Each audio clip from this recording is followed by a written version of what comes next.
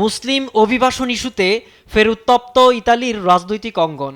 সম্প্রতি strong believer নামের পডকাস্টে এক মুসলিম তরুণের দাবি 2050 সালের মধ্যে ইতালিতে মুসলিম জনসংখ্যা পৌঁছাবে 50 লাখে এবং জাতীয় রাজনীতিতে দৃশ্যমান ভূমিকা পালন করবে ইসলামী প্রভাব।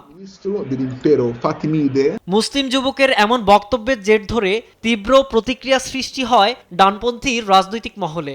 উপপ্রধানমন্ত্রী মাত্তেও সালভিনি এক টেলিভিশন টকশোতে স্পষ্ট করে বলেন, যারা ইতালির আইন, সংস্কৃতি ও মূল্যবোধ মেনে চলার লিখিত অঙ্গীকার করবেন না, তাদের কোনো অনুমতি দেওয়া হবে না।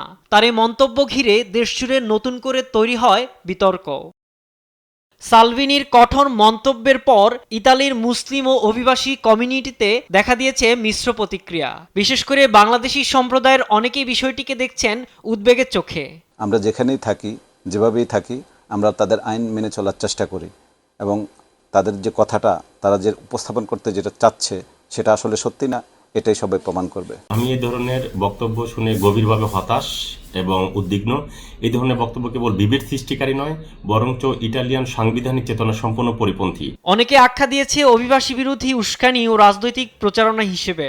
তাদের দাবি, ধর্ম কিংবা সংস্কৃতি পরিচয়কে নিশানা করে এমন অবস্থান ইতালির সংবিধান ও মানবাধিকার নীতির পরিপন্থী। ইতালির সংবিধানে বলা আছে আপনি আপনার ধর্ম পালন করবেন, যে কোনো ধর্ম, সিঙ্গেল পালন করতে পারবেন, যৌথভাবে পালন করতে পারবেন এবং আপনার ধর্ম প্রচার পর্যন্ত করতে পারবেন।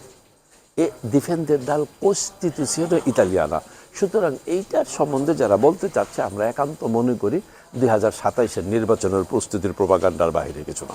এ বিতর্ক ইতালিতে বসবাসরত লাখো মুসলিমদের অধিকার, নিরাপত্তা ও সামাজিক গ্রহণযোগ্যতা নিয়ে নতুন করে প্রশ্ন তুলেছে। বিশেষজ্ঞরা বলছেন, সরকারি বিষয়ে কোনো আনুষ্ঠানিক নীতি পরিবর্তন করলে তা অভিবাসন ব্যবস্থায় বড় ধরনের প্রভাব ফেলতে পারে। এখন দেখার বিষয়, জাতীয় রাজনীতির আলোচিত বিষয়ে পরবর্তী পদক্ষেপ কী হতে চলেছে। নিউজ ডেস্ক, দেশ টিভি।